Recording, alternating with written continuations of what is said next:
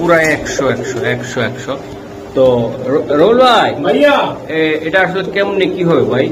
এটা যদি কোনো ভাই বন্ধু নেয়, হ্যাঁ লন একদম ঠান্ডার মতো হয়ে গেল। খাসি হইন জাপান। আবার একটা কথা বলি দর্শক, লাল গড়া হলুদ গড়া একই রকম দেখা যায়, একই বিডিং এ। আজকে কিন্তু দাম থাকবে কিন্তু একদম হাতের নাগালে দর্শক, আপনারা চাইলে নিতে পারবেন, যে কেউ নিতে পারবে, এক প্রবাসী বাইরেও নিতে পারবে। একদম জাতির ক্রাশ করে দেন, একদম পানির দামে, পাইকারের দামে, খুচরা দামে।